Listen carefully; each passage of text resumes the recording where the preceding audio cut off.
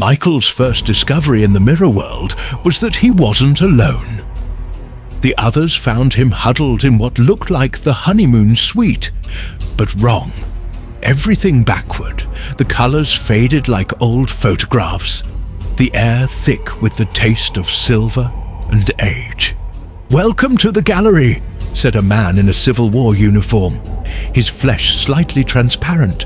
"I'm Robert, class of 1863. He smiled with too many teeth. Diana's third husband. The room filled with men from different eras. A Victorian gentleman in a tailcoat, a dapper fellow from the roaring 20s, a hippie with vacant eyes, all wearing wedding rings that glinted like tears, all slightly translucent, all watching Michael with hungry desperation. "How many?" Michael whispered. 47 of us now," Robert said. "One every few years. Diana likes to take her time, choosing the right ones. Professors, artists, historians, men who love old things, men who'll appreciate her collection." They led Michael through a maze of mirrors, each one showing a different time, a different wedding. Diana danced through them all, eternally young, eternally hungry.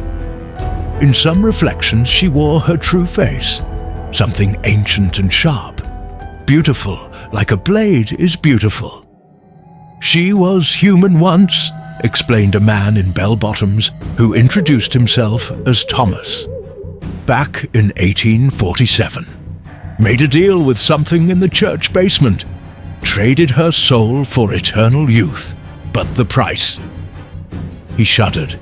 The price was surviving on reflected life, stealing years through wedding rings and mirror glass. "The warnings," Michael said, "the notes." "We try to warn them when we can," Robert cut in, "but she's getting stronger. Each husband adds to her power. Soon she won't need the mirrors anymore, won't need the weddings. She'll be able to walk in the real world again, leaving this silvered prison behind. And us with it," Thomas added. Michael thought of Diana's strange accent, her practiced grace. A woman out of time, learning to be modern, learning to be real. "Why me?" "Your thesis," came a voice from the shadows. An elderly man stepped forward, his body more solid than the others. 1847 church architecture and its connection to pre-Christian ritual sites. "You were getting too close. Diana had to collect you before you understood what was beneath the church basement." Michael remembered Diana's insistence on that specific church, her strange vows, the portrait his best man almost remembered. "The first portrait," the old man said, "her human face. Break the glass, break the curse. But 47 husbands have tried. 47 have failed." A bell tolled somewhere in the mirror maze. The church bell, calling across time. Diana's voice echoed through every reflection. "My loves," she called. "My collection. Come see what I've brought you." The mirrors rippled. Through them, Michael saw the church basement, saw the hidden door behind the portrait wall, saw what waited there, ancient and hungry, still holding the contract Diana had signed in 1847.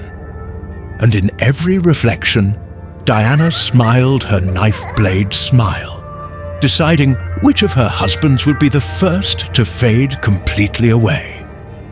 Some collections grow hungry. Some mirrors never give back what they take. And in a maze of silvered glass, 48 husbands waited to learn which of them would be first to disappear forever.